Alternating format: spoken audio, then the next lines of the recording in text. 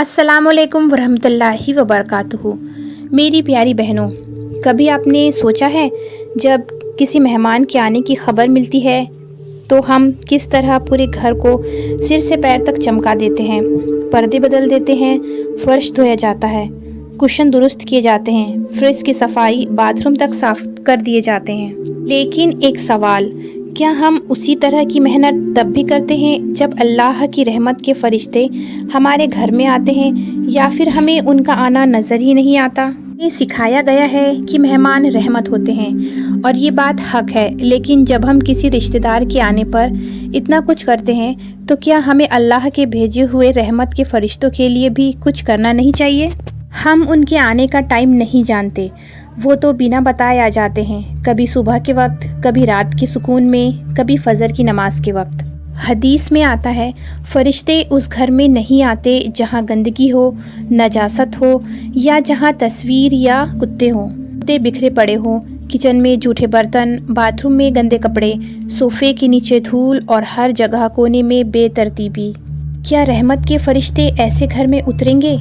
नहीं बहनों, रहमत, बरकत और सुकून ऐसे घरों में आता है जो न सिर्फ साफ़ हो बल्कि पाक भी हो, ज़ाहिरी भी हो और बातिनी भी हो। जब एक औरत झाड़ू लगाती है, बर्तन धोती है, कपड़े तह करती है, तो वो सिर्फ दुनियावी काम नहीं कर रही, वो इबादत कर रही होती है, क्योंकि हमारे नबी हज़रत मोहम्मद सल्लल्लाहु तआला अलैहि वसल्लम ने फरमाया, अत्तुहरु शत्रुल ईमान, साफ़ सफाई आधा ईमान है। हर वो काम जो आप अपने घर को साफ रखने के लिए करती हैं, अल्लाह की रहमत को दावत देने के बराबर है।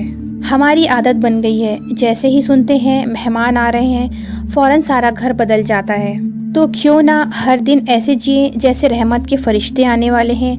हर दिन को मेहमान आने वाला है समझकर गुजारें, मगर वो मेहमान दुनिया वाले नहीं, आखिरत के लिए नेमत लाने वाले फरिश्ते हों।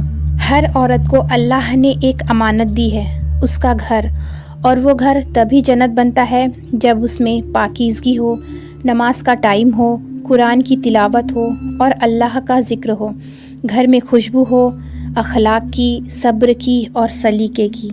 एक हदीस में आता है, फरिश्ते उस घर में रुकते हैं जहाँ पर अल्लाह का ज़िक्र होता है। अब ज़रा सोचो, हमारे घर में टीवी की आवाज़, म्यूज़िक, बेहयाई, नफ़रत, इन चीज़ों की जगह सुभान अल्लाह, अल्हम्दुलिल्लाह की आवाज़ें गूंजें। क्या हमने अपने घर को फरिश्तों के मेहमानदारी के लायक बनाया है? चलिए जानते हैं कुछ आसान आमाल। हर नमाज के बाद 5 मिनट घर को सलीके से देखें। हर रात सोने से पहले बर्तन साफ़ और किचन सेट करें। बाथरूम साफ़ करें और बाथरूम में गंदे कपड़े बिल्कुल भी नहीं छोड़ें। बच्चों को तालीम दें कि साफ़ सफाई आधा ईमान होता है। घर में ज़िक्र और तिलावत की महफिल सजाएं। मेरी बहनों, क्या आप नहीं चाहती कि आपके घर में अल्लाह की रहमत, सुकून और फरिश्तों की मौजूदगी हर वक्त बनी रहे? तो आइए एक इरादा करें, अब घर को सिर्फ दुनिया की मेहमानों के लिए नहीं बल्कि अल्लाह की रहमत के लिए भी तैयार करेंगे। एक एक कोना चमकेगा, हर दीवार गवाही देगी पाकी की, हर कोने से फरिश्ते दुआएं लेकर लौटेंगे। अब चलिए मेरे साथ दुआ मांगिए। ए अल्लाह, हमारे घरों को साफ़, सुकून भरा और रहमत का मरकज़ बना दे। हर औरत को इस ज़िम्मेदारी की अहमियत समझने की तौफ़ीक दे और हमेशा अपने घरों को फरिश्तों का मस्कन बनाए रखने की क़ुव्वत अता फ़रमा। आमीन। ए अल्लाह, हमारे घरों को साफ़, सुकून भरा और रहमत का मरकज़ बना दे।